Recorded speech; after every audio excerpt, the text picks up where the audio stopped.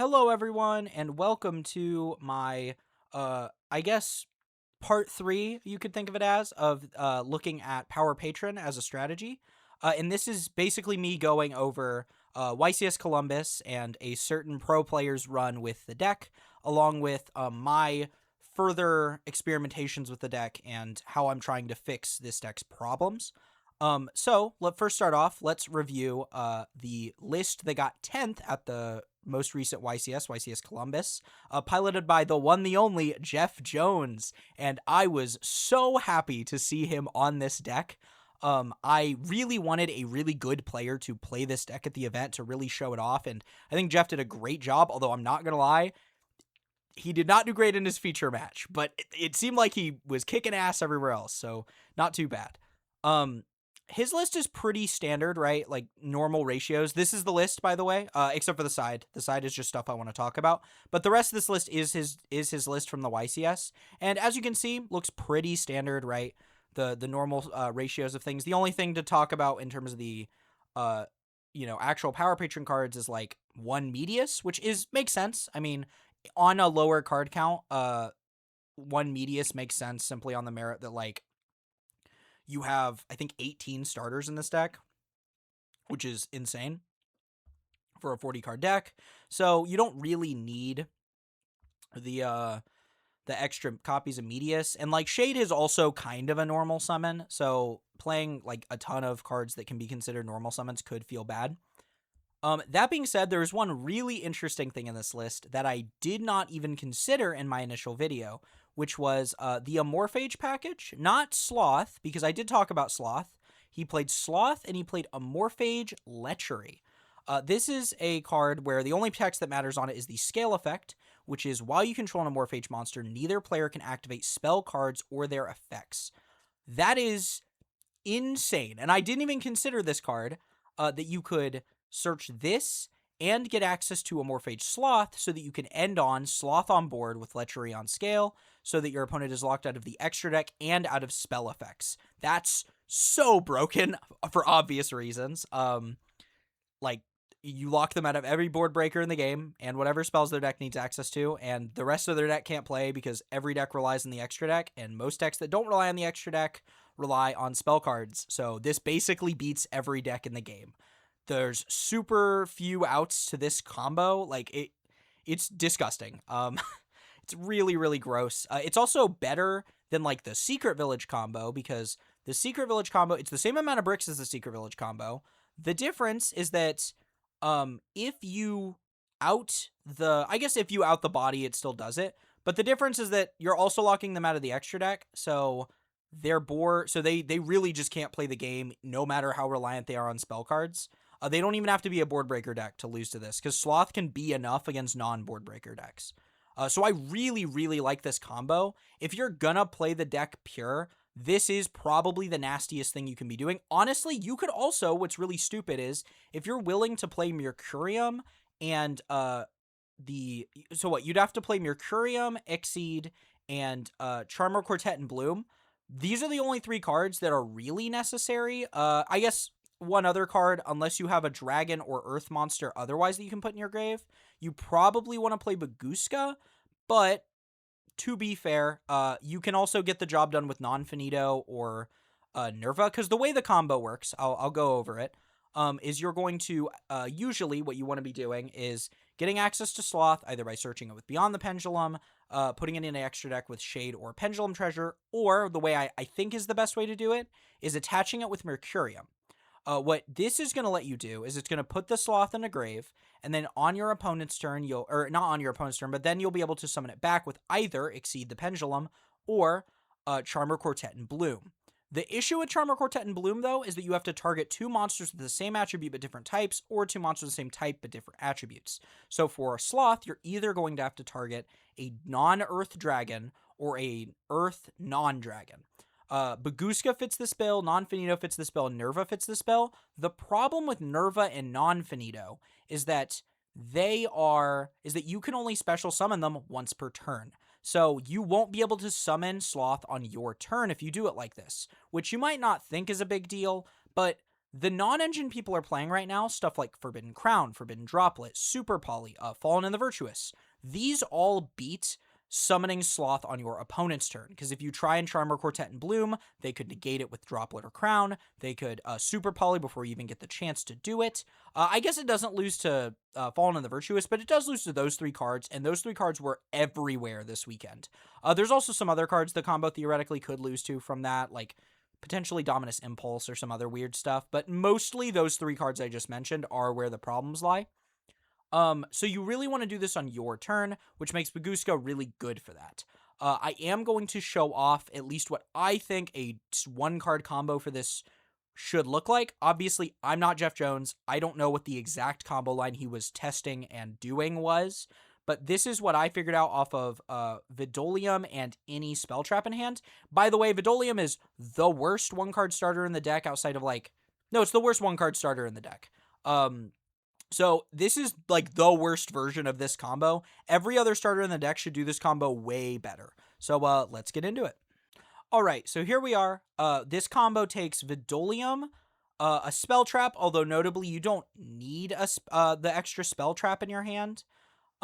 That's just to make an early non-finito, and I'm kind of doing this in the way I think is the most realistic, because realistically you're going to draw a spell trap in your hand to discard with non-finito, so I feel like it's better I show off the combo you will realistically be doing, but theoretically, no, you do not need to draw a spell trap for this, and any other card in your hand.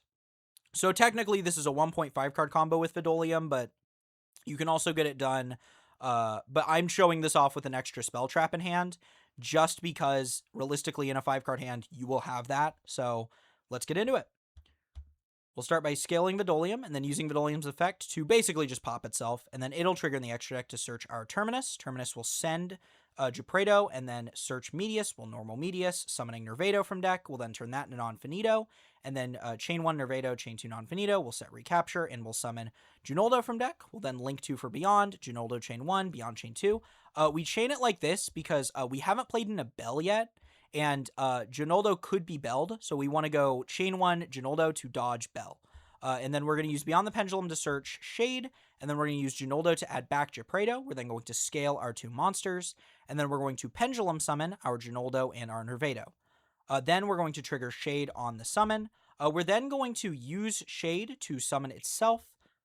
Shade is then going to pop the Gepredo, and then put put Lechery into our extra deck. We're then going to trigger Gepredo to search the Patron Realm Vidria. This is why we need another card in our hand, so we have something to banish for the Vidria. We're then going to make Exceed the Pendulum. Notably, you have to make Exceed after doing Shade's effect, because this is how we're going to get the Lechery back into our hand. We're then going to go Exceed, add back the Lechery. We're then going to activate Vidria, banish this card in our hand, revealing the Ixies to summon Gepredo from deck. We're then going to Ixies for Mercurium. Mercurium is going to attach the Sloth, and then we're going to shuffle back the Mercurium to summon Medius from the grave. We're then, this puts the material in grave, so now we have our Sloth in grave. We're then going to Ixies with our 2 monsters to make Bagooska, and then we're going to link our Bagooska and our Exceed the Pendulum for our Charmer Quartet and Bloom. Charmer Quartet and Bloom can then resurrect the Bagooska and the Amorphage Sloth. This is the combo. We're going to scale Lechery, and there we go. So this is Bagooska on board, Sloth on field, so no extra deck summons. Bagooska means they won't be able to attack over the Sloth, and all their monsters aren't getting effects, so more Floodgates, yay! And then the Lechery to lock them out of spell traps. Also, or it's not spell traps, but spells. Also, we have Recapture to, for even more interaction, to negate and destroy a monster effect activation on our opponent's field. So this is broken out the ass for our worst 1-card combo. That's unbelievable. I understand why Jeff Jones was taking names with this deck, because this combo is vile, especially into the decks that are good right now. Oh my god, this is criminal. It also has a decent amount of follow-up. You have the Vidria on field, which is going to allow you to banish a card out of your hand to summon another Power Patron from your deck, so that's follow-up. And then you also have the Medius Engrave, which can shuffle back one of your monsters in order to summon itself. And the Lechery does theoretically lock us out of our own spell effects, but we can choose to pop this card, Or we could even just keep it up, and like we can honestly get most of the way there with just the Medius. So you could even be greedy and keep this card up. You could also get the Sloth off your board, which would also allow you to keep playing. So a lot of ways to turn off your own floodgates to play on the next turn. Now I want to talk about some other cards that Jeff Jones didn't play that I think I at least want to talk about and discuss why he didn't play them or why I think he should have played them. And honestly, the only card I think he should have played, well, there's one of two cards, but the only card in the extra I think he should have played is Dragos Depelia. Dragos Depelia is weirdly not in this extra deck, which is really odd to me because he's playing Super Poly, and Dragos Depelia is a great Super Poly target. And it makes Non-Finito way better because it gives you something to actually fuse into with Non-Finito that's good. Because at the moment, our only real thing we can fuse into is Mud Dragon or Garura, which isn't like awful, but it's not, those cards don't do a whole lot. Also, I understand why he didn't run Dragos Depelia because Sloth locks you out of fusion summoning with Non-Finito anyway, but he's running IP Masquerada, which you can't use under Sloth anyway. So I don't really get this at all, especially since you can still make SP going first and still get a banish out of it. It's worse than doing it with IP, but like we're getting the same amount of interaction if we just end on SP and Non-Finito. And you want to end, you're always making Non-Finito anyway to get recapture. So I don't really understand why we aren't playing Dragos Depelia. I'd really like to hear his reasoning on this because I just don't get it. But that's really the only thing in this list I don't understand at all.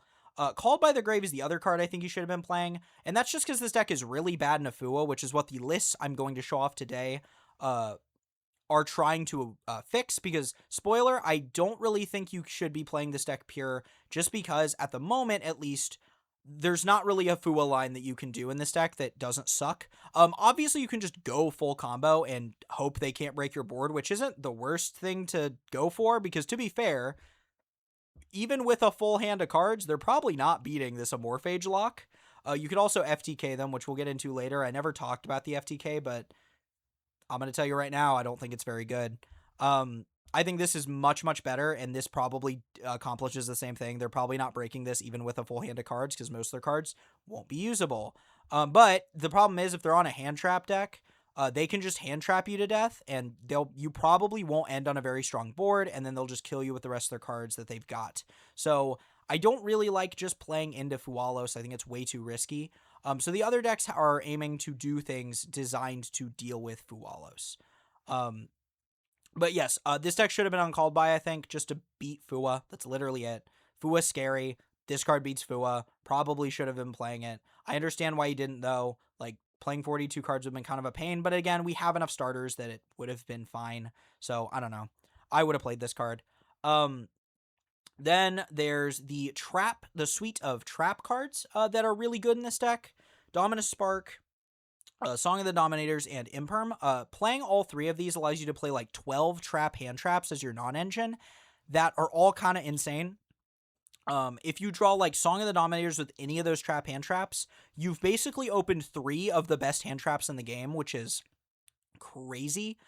But you're kind of trying to high roll with your non-engine, and I imagine Jeff Jones was just like, I would rather play, instead of playing like some traps that I don't think are better than cards like Fua, cards like Crown, cards like Super Poly, cards like Ash, I would rather just play, the Impulse, which is a good card, and all these other good cards instead of trying to like high roll with Song of the Dominators, right? I absolutely understand that. I think he's probably right, to be honest. But I wanted to mention these because these are really popular, and I think there is merit to them. I think this as your non-engine suite is potentially very, very strong. And then Fallen in the Virtuous is a card you didn't play, and I imagine it's just because, I mean, it is kind of awkward with his list, but I think we could have fit it, especially since he's not playing Dragos Depelia. We could have cut IP Masquerena, and we could have probably cut, like, SP, but to be fair, cutting SP kind of feels bad, so I do get it. And also, I don't really know where this card would have slotted in anyway, but I just wanted to mention it, because I think Fallen in the Virtuous is insane in this deck, and him not playing it is kind of surprising, but again, I get it. Like, all these other cards are also really, really powerful, so totally understandable. I just wanted to bring this card up. It also helps by sending, like, a Synchro to your grave sometimes, because synchros are the hardest to get to, since your only way to really get to a synchro is through Junoldo, and if they negate Junoldo, you just don't have a way to get there outside of like Terminus and Genora, so this can help with that sometimes. But yes, I understand why I didn't play the card. And now I want to move on to some other stuff I want to talk about. So I'm getting into hybrid builds today, which a lot of people asked for in the last Power Patron video, and I plan to talk about a bunch of them. But we're going to first start by, I want to talk about some of the extra deck options you can play in this deck that Jeff Jones was on that I didn't talk about in my in my last video. But there's also some other ones that he didn't talk about that I also want to talk about, or at least some combos and stuff. The first is I want to talk about, where's it at? We're going to talk about, these are the extra deck cards. I want to talk about, Cross Sheep is one of the cards.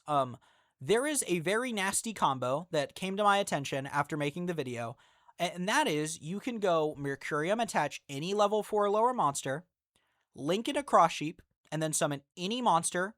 As long as the Cross Sheep is pointing to non-finito, you summon a monster that the other zone Cross Sheep has, you can then summon back that level 4 monster.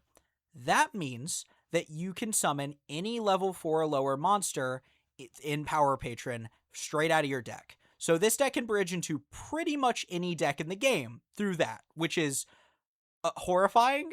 That's unbelievable. You can do pretty much whatever you want with that at that point. Power Patron can be played in anything. So if you want to make a deck better by putting a good deck in it, feel free to play Power Patron, because it'll probably bridge to your engine, which is very dumb.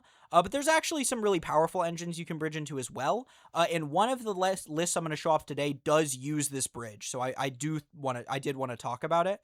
Another bridge you could play is Super Dreadnought Rail Cannon Flying Launcher, and you can use this to search for something like Planet Pathfinder, which will allow you to search for any field spell. That's crazy. I guess I should explain what this card does. It's just Onyx E-Summon, add an Earth Machine monster from your deck to your hand, and then it also gives you an extra normal summon of a machine. So, pretty nasty. This bridges into any Earth Machine card.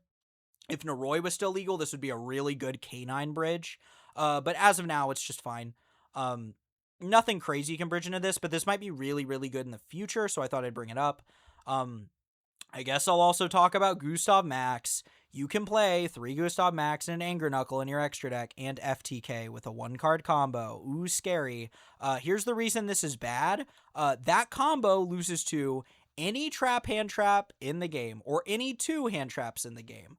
If they stop your Gustav Max or your Charmer Crotetan Bloom that allows you to get enough 10s on board to make the 3rd Gustav Max, or I guess the 4th Gustav Max, whatever Gustav Max you're on at that point, you lose the game, which is terrible. You don't lose the game, but you end up ending on like maybe a Varudras and non-finito recapture. That is not good enough to win the game. Just flat out. Like, you will probably not win the game from that. Maybe you will. Maybe you'll get lucky and win the game. But you would have been better off just doing the stupid Amorphage line that also probably wins the game and doesn't require 4 slots out of your extra deck. It feels so bad filling your extra deck with 3 Gustav Max and an Anger Knuckle. That's just terrible. I don't think it's good at all. There's too many trap hand traps in the format too to, I think, safely be doing that. If you get like Sparked or Impulsed in the right time, or Impermed, or hell, you could get Dominators and you'd lose. Like, come on, man. We can't be losing to a single Dominators. Like, it's bad. Don't do this, please. You'll also be the least favorite guy at locals if you do this as well. And then the last thing I want to talk about in the extra deck is the Little Fiend package. First off is Dugaris, which is just here to draw 2 cards and then discard a card. This allows you to, along with Junoldo, draw 4 cards on your turn, which is really good. This allows you to just deep draw for any really powerful non-engine you want. And this gets a little better when you then can turn that Dugaris into a Bawaku, which I really like this card in this deck. It is during the main phase quick effect, you can discard a card, then either destroy a card in the field or banish it until the end phase and summon a light or dark from your grave. There's a bunch of really nasty stuff you can do with Mercurium with this card, since you can attach any light or dark and then link this off and then summon it back, that light or dark. That's crazy. But also, you can just use this to extend your plays, right? You can bring back an Exceed the Pendulum. You can bring back an IP. You can bring back, I don't know, a Nervado, and then like pop it on your opponent's turn to summon Finmel from your deck. There's a bunch of cool little combos you can do. You could summon Medius back, and then Medius could summon like the Owl from deck, and then use the Owl and Medius to make Deactorus. That's like a cool combo. There's like a bunch of cool lines this does. Also, if you make it back to the standby phase, you just get to like mulligan your whole hand, which is really funny, if nothing else. I really like this card. I think it is definitely worth exploring in this deck. It's really solid. And then some other stuff I want to talk about in the side here. We've got this Amorphage line that we talked about. Oh, something I didn't talk about in the Jeff Jones list, but I had it in the side. Amorphage Goliath is the other thing you could run instead of Sloth. It's literally just a bigger version of Sloth, which you think would automatically make it better. The difference with this card is that it is a level 8, so if you were to have to tribute summon the monster, this would take 2 tributes, Sloth takes 1. Although that being said, Jeff Jones did bring up, he actually did a series of tweets where he talked about the deck and his experiences with it. And he did say if Bystials got more popular, then you should probably play Goliath over Sloth, because Goliath is bigger and doesn't lose to getting punched over by a Bystial, which makes sense. I would agree with that. So, might play Goliath if you're having Bystial issues or your opponent's just like able to consistently beat over your Sloth. Goliath probably fixes that issue. Then we have the card. These are the this is showing off what decks I plan to talk about, or the hybrid versions. I'm going to talk about each of the Medius hybrids, which I think are all very, very good. I think the DoomZ hybrid, the Artmage hybrid, the Elfnote hybrid, all very, very strong. And then I'm going to talk about the list I'm really excited to mess with, which is Radiant Typhoon Power Patron, which has a bunch of incidental synergies, but also this is what made me consider it an actual viable option as one of the engines, and that's that you can bridge into Radiant Typhoon with Power Patron, since you can attach the Swen and then bring it back with Cross Sheep and then go full Radiant Typhoon combo, which is pretty gross, I'm not going to lie. So I can't wait to get into that. These are the 4 lists I plan to show off. And I also have some honorable mentions that I want to bring up as well. And that's really it that I want to talk about here. And also, all 4 of these lists are specifically designed to beat Fuwalos. That's the whole reason I've made them in the first place. They need to be able to beat Fuwa. And I think all 4 of these lists, with like maybe one exception, can do it. But before we get into that, I want to talk about some honorable mentions. So in the honorable mentions, we've got a few decks here. First off, we have Malice. You can use Mercurium to attach any Malice monster, and then you can link Mercurium and any other monster off for SP, and then SP can banish that Malice monster, which will trigger it to summon it back to the field. You can also just do the Cross Sheep line to just summon any Malice monster to your board too. That also works, but that requires less extra deck space, so you probably do the other one. This line's really strong, and the Malice cards are really good, so I like it. I think it's kind of cute. Something Malice kind of needs, especially after the ban list, is just like more starters. So this definitely helps with that. That being said, this doesn't really fix the Fua problem, and like, I don't know. I would have to test this to see if it's actually real. I just thought it was really cute that you could do it, to be honest. Another cute thing you could do is attach Orcust Heartpourer to Mercurium.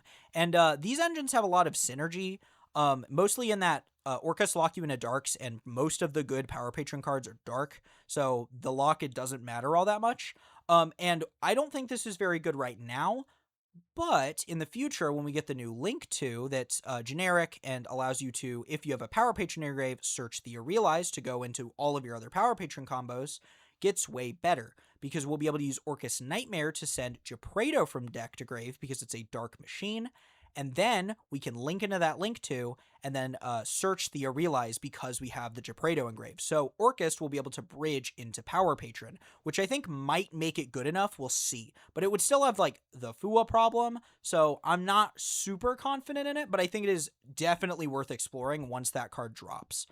Then another thing that I think is really cool is the Dark Lord engine, which the Power Patron cards have a lot of incidental synergy with Dark Lord. Terminus can search any Dark Fairy, so that gets you any Dark Lord monster, and you can turn like a Medius and a Shade into a Condemned Dark Lord to go into any Dark Lord monster through that as well. So you have 2 different ways to search any Dark Lord monster, which is really strong. And the Dark Lords play kind of nice with these cards too. They just have a bunch of like little incidental synergies, which is pretty cool. I like it a lot. I think this could be worth exploring. Truthfully, I feel like it's just probably too many bricks in the Dark Lord engine. That's kind of always been my issue with Dark Lord as a hybrid for other things. But it's not bad, and I think it could be worth exploring. Then we have some pendulum engines. First is Sulfur, which, I mean, this is just a good engine. It's not anything super impressive, but it's not bad. It just doesn't really fix any of the deck's issues, but it is like a nice small engine that helps out. And you can bridge into Sulfur with the Power Patrons pretty easily by going into Beyond the Pendulum. And then just like getting you a free Coolia and maybe like an IP. You know, it's good for link spam stuff. So I like it. It's not bad. Then there's the Valance stuff, which I don't know if I can recommend. Sorry, the guy who commented asking me to build a Valance list. I wanted to, but I just don't know what to do with these cards. It's not that they're bad. Like, the Valance cards feel really nice with the Power Patron cards. Valance really wants, like, a good high scale, and Vidolium's a really good high scale. And also, being able to have easy access to a field spell with the Power Patron engine means that your solo activation can use its Grave effect to move your monsters, which is also really good. The problem is just that I don't know what you're supposed to accomplish with the Valance cards. Like, genuinely, off of, like, a single combo, the only thing you can really do is get, like, a few bodies of Link material onto the board, or make, like, their in-engine boss monster of, like, the Chronochasm Valance or whatever it's called, and that card just doesn't do enough. It just moves 2 guys and then pops a card, which is fine, but, like, not a justifiable enough reason to play a whole-ass engine, right? So I don't know. If somebody has, like, an idea of things you could do with these cards that I can't do with a different engine that's just better, please let me know, because I want to make this list real. I think these cards are good. I think the Valance cards are legitimately quite strong. I just have no idea what to be doing with them. I want to do something with them, though. They're sick. They're so cool. Then there's the Ryuge cards, which this is objectively not the play, but these archetypes do have a lot of incidental synergy. And Ryuge does fix the Fua problem. Mistva on his own, like, Mistva 1-card combo sets up 5 interruptions, giving them 1 draw, which is really, really good.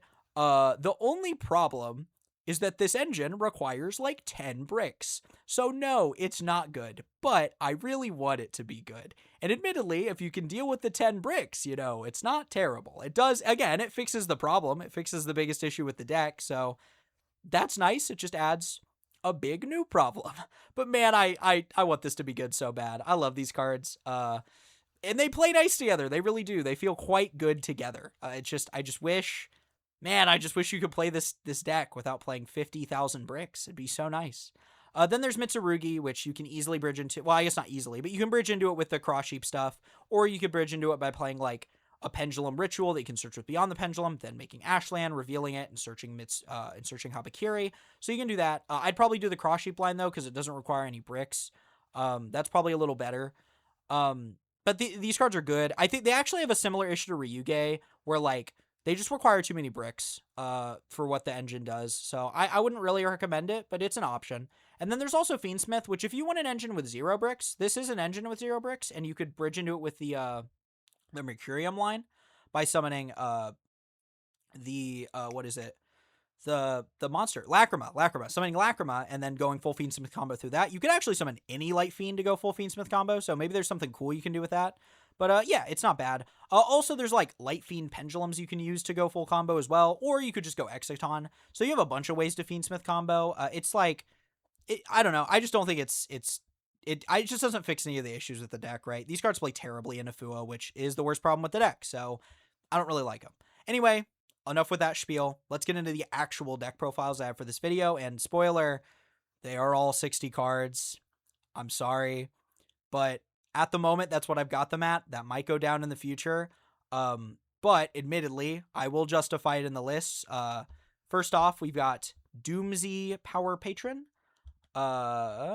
Here we are. And you will notice these are still primarily Power Patron decks. All of these engines are designed to boost Power Patron, and Power Patron is very much still the core of the deck.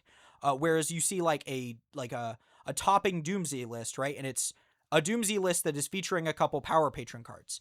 The reason I don't think that is the best, I would rather just play the Power Patrons as the core and then the DoomZ as the side engine, is because I think the Power Patron cards are way, way, way better going second, because they always eat multiple interactions unless your opponent can banish them. If your opponent sends them to grave, destroys them, whatever, if they're trying to use on-field effects, they're going to go to the extra deck and they're going to plus you. So they're really, really hard to interact with. Vidolium's a really powerful boss monster to get to utilize.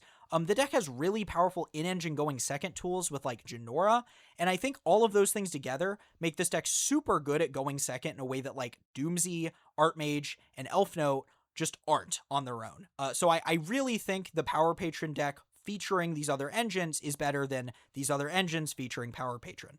Anyway, with that spiel over, let's get into it. This engine is pretty much the normal Power Patron stuff, and then I'm featuring 1 Drastia, 1 Amalth, 1 Alara, 3 DoomZ Change, 1 DoomZ Raiders, 1 DoomZ Command Adrastia, 1 DoomZ Destruction. And then the extra deck, we're playing 1 Drastrius, 1 Graflario, and 1 Deactorus.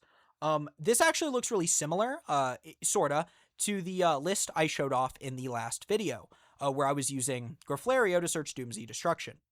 This is basically just an expansion upon that, where now we're using Graflario to search Change and then doing a wider DoomZ combo to get you to Destruction and to get you to their Xyz monster, DoomZ Drastrius, which is an equip a monster on summon, and then when your opponent uses a monster effect on the field or grave, you can detach a material to negate and then equip one of their monsters. So it's just like a solid boss monster. It also can't be destroyed by battle or card effect once per turn, which is nice.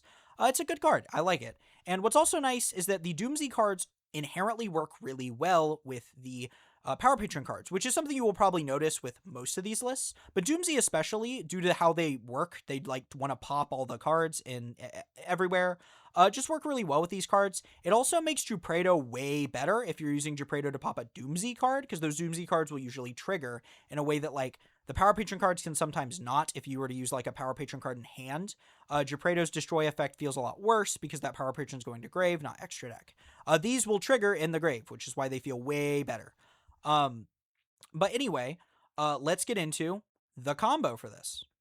So this is going to be Vidolium plus any spell trap in hand. By the way, for all these combos, I'm going to use Vidolium because I want to show off what the weakest starter does. Again, worst 1-card starter in the deck outside of maybe the other engine starter, and it's still going to be crazy. So watch it happen. We're going to use Vidolium to, in extra deck, search our Terminus. We're going to use Terminus to send Jupredo and search Medius. I'm going to just let it play out because this is basically the same combo you saw in the Jeff Jones combo. And this is the basic combo we're going to be doing for pretty much all of these until we get to a certain point. So we're just going to do what we did before. On the Pendulum's going to search Shade, and Ginoldo's going to get the Jupredo, and then we're going to scale, and we're going to pen summon our 2 monsters. Then we're going to trigger Shade, bounce it back to hand, summon, we're going to make Varudros, and then we're going to use Shade's effect to pop the Jupredo. This is where it gets a little different because we made Varudros, not the Mercurium. We're going to pop the Jupredo, which is going to trigger it to search Vidria. We're then going to use Medius' effect in Grave to summon it back by shuffling the Beyond the Pendulum back into deck. And then we're going to Xyz for Deactorus, and then turn that into Graflario. And this is where it's going to differ from our initial deck, from our initial combo in the last video. Because if you remember correctly, this is pretty much where we got. We got Recapture Set, Varudros on board, Non-Finito on field, and then we went Graflario search DoomZ Destruction. Here, we're going to use Graflario to search DoomZ Change, and this is where things get a little interesting. We're going to use Change to pop a Amalth from deck. Amalth is going to search DoomZ Drastia. Drastia can pop Graflario to summon itself and equip one of the equip spells from deck. That will trigger Graflario, since when it's destroyed, it lets you summon a DoomZ monster from the deck. That will summon Alara. Alara on summon lets you set a DoomZ spell trap from deck, which will set the destruction, and then we will pass here. You could, if you want to set up DoomZ Destruction as fast as possible, turn Drastia into Drastrius on this turn, since all of the DoomZ main deck monsters can, if they're equipped in the equip spell, can quick effect turn into a wind machine Xyz of the same rank as their level. So Drastia can become Drastrius on your opponent's turn, which will allow you to trigger its equip effect. But you can also do it on your turn if you want to have the Xyz immediately, so you can immediately fire DoomZ Destruction. That being said, I wouldn't really recommend doing that because you lose out on an interaction since you can equip one of their monsters at any time. And also, the DoomZ Destruction could be used in response to an effect that would search, which would allow you to shut off the search effect and basically negate it altogether in a way. So I think that's a lot better than just firing this immediately. It also means you could theoretically dodge some types of interaction. It's not likely, but it could happen, which is nice. I really like this combo. This gets you an equip off the Drastrius, the DoomZ Destruction Floodgate, the negate on the Drastrius, the recapture negate, the Varudros negate, and the Dragos Tapelia negate. So that's 6 interruptions, most of them being bullshit. So, that's crazy. You also have follow-up in the Vidria in hand, which you could also use to summon a monster from the deck. I don't really know what you'd get. The only thing that really does anything is like Nervado. You could summon Nervado and then fuse the non-finito with the Nervado, which would then trigger Nervado to summon like a name from deck for more follow-up. But I think you're just better keeping the Vidria in your hand, to be honest. And then you also have the Medius Engrave, which can shuffle back a monster to summon itself and then search or summon a Power Patron. So a pretty good amount of follow-up. This is usually what you'll have for a lot of these combos in terms of follow-up. Let's move on to the... let's go back to the list. In conclusion, I like this list. I think it's really good. My only gripes with it is that I think the DoomZ engine has a few cards you don't really want to draw. You have the DoomZ Raiders, which you don't really want to be using early because it locks you in Ixie, so it's going to really limit your end board. Adrastea is kind of rough if you don't draw a DoomZ card. Even if you do, like, summoning... Because the one you're usually going to be able to get to is Gepredo super early, and you don't really... Like, summoning that isn't that big a deal. And then there's DoomZ Destruction, which you never really want to draw. So those are all kind of rough. But, it's not that big a deal, and, like, I don't know, this engine is really strong. It's definitely one of the ones I'm heavily considering. Honestly, I'm heavily considering all these deck lists, so I would recommend trying any of them if you think they look interesting. I really like it. The other thing I want to talk about is that in all these deck lists, I have decided to put in Fallen and the Virtuous and Super Poly. You could cut one of these cards and open yourself up to 2 to 3 extra deck slots free of your extra deck, which could be a big deal. If you're seeing utility cards that aren't in the extra that you'd like to play, you can cut these cards and play those cards. I just wanted to show what you can do with the most limited amount of extra deck slots possible because we're playing these 2 really powerful cards. Now, let's move on to the next list, which is going to be Power Patron Artmage. This is Power Patron Artmage, and as you can see, it follows a very similar formula. We've got our standard Power Patron stuff. The only change I made is that I cut Gepredo down by 1 because it's a lot worse in this deck. And we now have our Artmage engine, which consists of 1 Finmel, 1 Griflair, 1 Littera, 1 Owl, 3 of the Artmage Vanish Alteration, which just places the field spell from deck, or searches a Artmage monster or an Artmage card if you control the field spell, and then 3 of the field spell, and then 1 copy of Artmage Pact Awakening. This is pretty good. And then in the extra, we are playing 2 Deactorus, and the only difference from the last list is that we are playing the 1 Exceed as well. Because you kind of need it just for hand advantage, at least in a lot of your 1-card combos, but you could cut this for other things. This is kind of a flex spot. I like this list quite a great deal too. I forgot to mention for the DoomZ line, the reason that is better the reason that's good in Nafua is because with any of the DoomZ starters, you can get to Change, and then Change can do a combo that can get you to Drastea equipped with an equip spell, which is 2 interruptions. And you can do that giving them 0 draws under Fua. If you open like a 2-card combo with like a DoomZ starter and like a Power Patron starter, you can also probably get to DoomZ Destruction while giving them 0 or 1 draws, which is really, really good. So it's like 3 really powerful interruptions while giving them 0 draws, which is really good.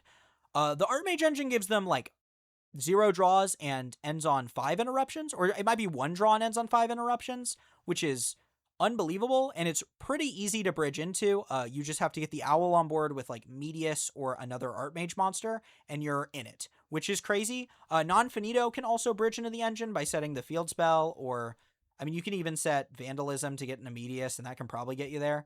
Like, it's really easy to bridge into this engine, even easier than it is to bridge into DoomZ with the other list, which is, I think, a big benefit. This bridges really well into Artmage, although it does come with the downside that it is a lot harder to... If you're doing like a full combo, Artmage feels a little clunkier because it takes a lot of space on the board, and also it requires discards from your hand. So depending on what kind of hand you open, the Artmage cards might end up feeling a lot worse than they would otherwise. But that is why we're playing a heavy spell count, right? We've got a lot of board breakers in this deck. So I don't think it's a big deal, but it is something to consider. Anyway, let's get into the combo.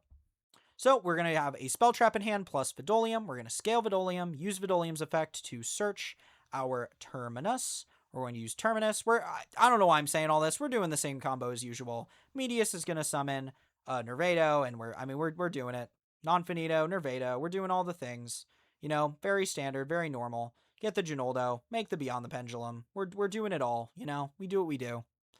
You know, I don't really know what to talk about because you're just seeing. Oh boy, you're just seeing the same combo you're used to seeing. So nothing crazy here. You know, Pen Summon 2, Shade Bounce Back.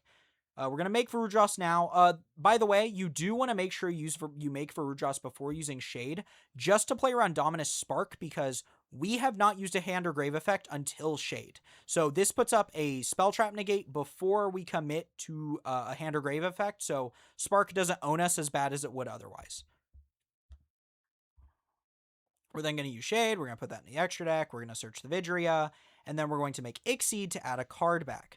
I will say, you don't need Exceed here if you, in like a hand with multiple cards in it, so, you know, keep that in mind as well. We're going to use the Vidria, we're going to reveal the Nerva, and we're going to banish this out of our hand to summon the Owl. And then we're going to use Medius's Effect Engrave, shuffle back the Exceed to summon the Medius, and then fuse the Medius and the Owl into Diactorus. We're then going to search the Artmage Pact Awakening and set it. You might be surprised we actually didn't go through the field spell for this combo, and that's because the field spell for like a 1-card combo just takes too many cards, but theoretically you could have done it. But this is most of the Artmage end board anyway. Diactorus is an Omni Negate while we control 3 monsters of different types, and which these are, so that is live. We also have Pact Awakening, which if you don't know, can summon an Artmage monster or a Medius the Purr from your deck, which is crazy because you can summon any of your powerful Artmage main deck monsters, which are all in eruptions. You've got Finmel, which is a board, it's like a Dark Ruler no more. You've got Graflare, which is a Spell Trap pop. You've got Litera, which is a Monster Reborn. All really good stuff. Also Engrave, you can't use this the same turn you use the E-Tele effect, but Engrave, you can bounce an Artmage from your hand or on your field to your hand or extra deck and then pop a card in the field, which is also really nice. It's kind of follow-up when you think about it. But this feels really good. The thing you could do, by the way, with the Litera is you could bring back any of your guys that get outed. You could also bring back the Owl to theoretically fuse into something like Nerva, and then the Owl will trigger to search, and then you can chain the Nerva to board wipe. So a lot of really interesting things you could do from that. This combo also gets a lot better, again, depending on your hand. If you just got a bunch of spell traps in hand, you could get the field spell and end on a way bigger board that consists of multiple different Artmage main deck monsters. So this has a lot of potential to get better as well, but even here, this is really strong. This is still negate with Dragostapelia, negate with Recapture, and Pact Awakening, which can summon Finmel, which is a negate. So 5 negates when you think about it.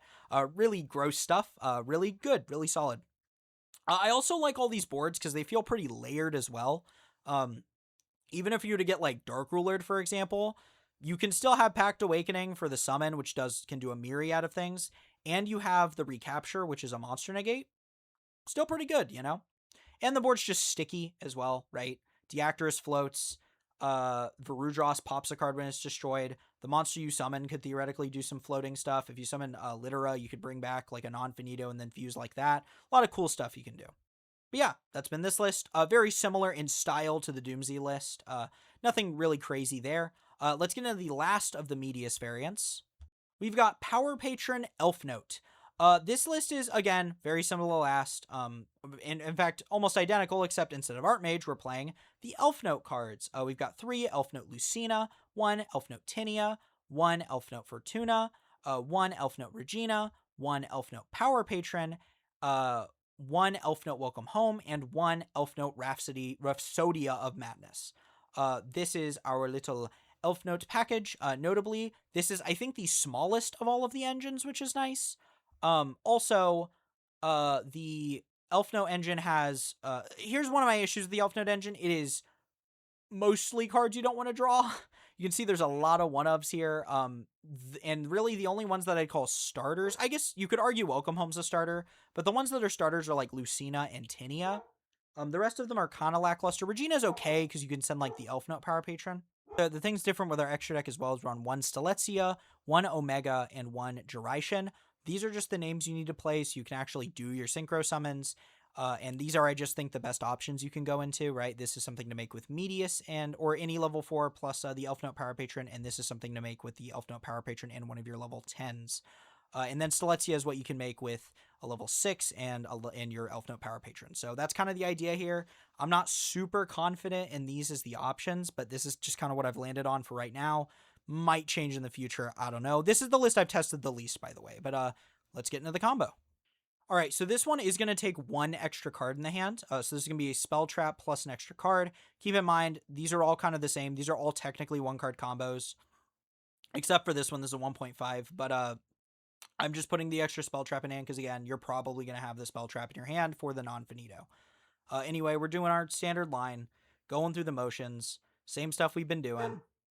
Sorry, I skipped ahead a bit. We have moved on to, where things might diverge a little bit. We're going Shade. We're popping the Geppetto.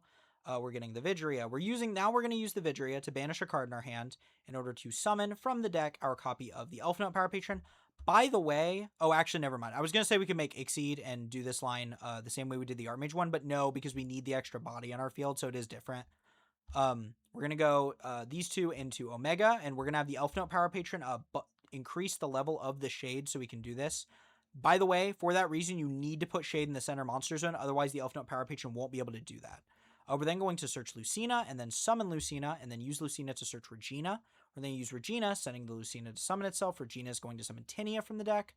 Tinia is then going to place a Welcome Home from deck. Welcome Home is going to send Regina to summon Fortuna. Fortuna is then going to place the Trap. The Trap is going to send Fortuna to summon the Elfnote Power Patron. We're then going to sync for Staletia. Staletia is then going to bring back Tinia, and that's the board. So this is pretty deceptively powerful. For the Elfnote interactions, we've got Tinia, which is a hand rip on our opponent's turn. And then, by the way, Omega, because normally Tinia's hand rip is until the end phase, but Omega can put a banished card during the standby phase back into the grave, or during your opponent's standby phase. So we can do this in draw, and then during the standby, Omega will be able to put that card into the grave, making it not come back to them, which is really funny. And then Omega's another hand rip, so we end on 2 hand rips. Rhapsody of Madness, which is a negate for a face-up card in the field, and it'll reborn one of our Elfnote monsters, so we'll be able to use Lucina or Fortuna to bounce a spell trap or a monster respectively. So that's 2 more interruptions. We've then got Verudras Negate, Non-Finito and Adragas Tapelia Negate, and Recapture. So in total, that is 7 interruptions, all pretty nasty. Not gonna lie, pretty good. And that's the last of the Medius lists. I think they're all really solid. I will say with Elfnote, I do think this one has the least game into Fua. It's not terrible.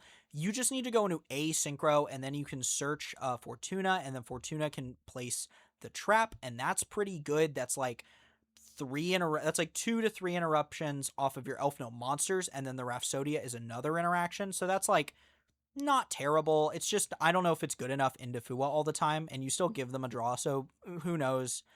But it's not bad. I like it. It's pretty solid. Probably, I don't know. The difference is, though, is that the Artmage lines can theoretically give them 0 draws and end on about the same amount of interruptions. So I think this is the worst in a Fua, but it's still pretty good, to be honest. So I still like it quite a bit. Now on to the last list, which is the one I think I'm the most excited about, because I just think it's very cool. We've got Power Patron Typhoon, which, if you couldn't tell, is Radiant Typhoon mixed with Power Patron. And this one, I think this one's sick as hell. So for our engine, we're on 1 Crocy, 3 Swen, 3 Eldam, 3 Vision, 1 Ascendance, 1 Chant. Unfortunately, we'd love to play 3 of this. And 3 MST and 1 of the Trap card. This is the biggest of the engines we've played, but I think it's worth it because MST is basically non-engine, so this engine feels a little bit. So this engine lets you play less non-engine, but at the same time has the most powerful engine when it comes to going second compared to the other engines we would play. It also has the least amount of bricks, where the only real brick in this engine is Mandate. You could argue Crocy's a brick, but like this card's a totally fine extender. It plus any quick play gets you into the Radiant Typhoon combo, plus you can just tribute summon this card, since a lot of your combos don't need your normal summon. So I think this card's really good. If you've seen like Radiant Typhoon mixed with stuff before, you'll notice this card usually isn't in those lists, but Because I'm playing this to beat Fualos, I want my Radiant Typhoon stuff to end on the best board possible when while giving them the least amount of draws possible, and Crocy is the card that lets you do that. There's also some other cards you could play, like the level 9s, which I think are quite good. They just play kind of... They're bricky. Like, you don't really want to play these if you don't have to, so I'm choosing not to. But you could... I think siding these is, like, a pretty decent choice. Anyway, we've got... what's also nice is, if you've thought about it, MST can pop our scales, which is really, really good. It's kind of like a discount version of Fallen and the Virtuous. By popping our scales, puts them in the extra deck, and that can help us extend our plays. It makes Drupredo a way more consistent starter. And in general, it lets us extend through things we otherwise wouldn't be able to extend into, which is, I think, really, really cool. Anyway, let's get into the combo. All right, this combo is going to be Vidolium and any spell trap, standard thing. We're going to go Vidolium. We're going to do, again, we're doing the same combo we've been doing, right? Get Terminus, Terminus do the thing, do Immedius, yada, yada, yada. Standard line. We've been doing that this whole time. Y'all are used to it, you know. You've seen it like 4 times by now.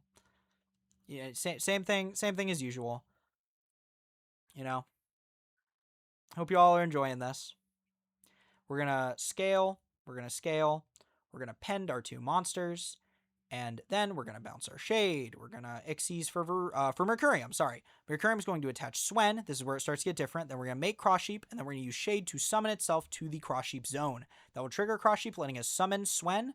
This is the one thing I don't like. Well, it hasn't happened yet. But we're going to go Chant. Chant's going to search Eldam. Eldam's going to search Crocy. And now here's the one thing I don't like about this combo. We're going to use Medius to shuffle back Shade in order to summon itself. The reason we do this is because it frees up space for us to make Vararoon. Now, you could fix this by just playing a Link monster to make with the Cross Sheep and the Shade. You know, it's a very fixable issue. I don't like that I had to do this, and honestly, you should probably just play another Link monster to make, whether that's Xyz, whether that's SP, just something to make with Cross Sheep and Shade. But to be fair, I think most of the time this won't be an issue, but we'll see in testing if I feel like I really need the extra card. But you could totally play something else.